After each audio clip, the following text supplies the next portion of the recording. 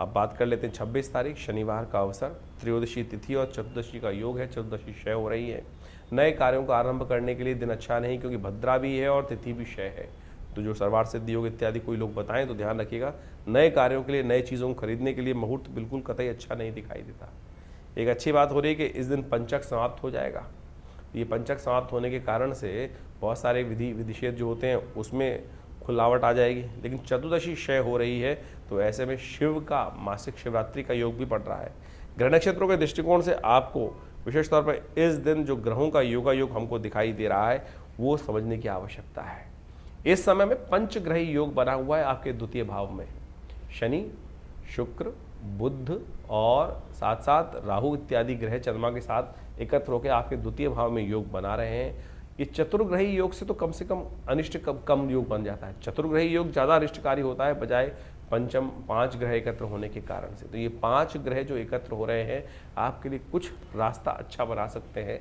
ऐसे में कोशिश ये करें कि आप थोड़ा सा खीर का बनाकर खीर का भोग लगाने का प्रयास करें भगवान शंकर के मंदिर में जाकर, तो वो आपके लिए कल्याणकारी रहेगा। मासिक शिवरात्रि है, शिव का अभिषेक दूध से करें, खीर का भोग लगाएं, तो देखिए भगवान की कृपा से इस संसार में जो अशुभ है उसको मेटना जो है, उसको हटाना जो है, अशुभता को हटाना जो है शिव के ही बस में है। जो है आपके जो अनेक प्रकार के अशुभ योग होते हैं, कष्ट होते हैं, उन सबको त्रिपुरारी ही मेट सकते हैं। तो इसलिए अपशगुनों को दूर करने के लिए, कष्टों को दूर करने के लिए शिव की सुंदर उपासना मासिक शिवरात्रि के दिन करने से समस्त अनिष्ट दूर होते हैं।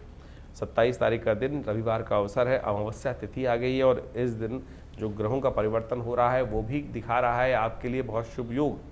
आपकी राशि के दृष्टिकोण से साहस में थोड़ा अनेक रास्ते बने दिखाई देंगे और साहस से बहुत सारे कार्य आप करने के योग बना सकते हैं। जन्म आपके तृतीय भाव में पहुंच गया है, लेकिन फिर भी ध्यान रखिएगा कई फालतू के कामों में आप बिजी रहते दिखाई दे रहे हैं। जिन कामों की कोई प्रोडक्टिविटी नहीं है उनको आपको स्कैन करना पड़ेगा, नहीं तो बहुत सारे बेकार के काम आपके पल्ले पड़ते दिखाई दे रहे हैं।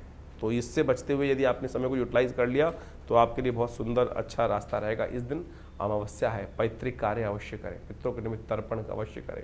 उनका आशीर्वाद जब मिल जाता है ना तो बहुत सारे कार्य अपने आप भाग्य से रास्ते बन जाते हैं। ऐसे में कोशिश करें अपने पितरों के निमित्त तर्पण, ब्राह्मण भोजन, गऊ ग्रास ये अवश्य करने का प्रयास करेंगे। अन्न का दान कर दीजिए, ये आपके लिए बहुत अच्छा रहेगा। इस दिन सूर्य भी परिवर्तन की तरफ जा रहे हैं,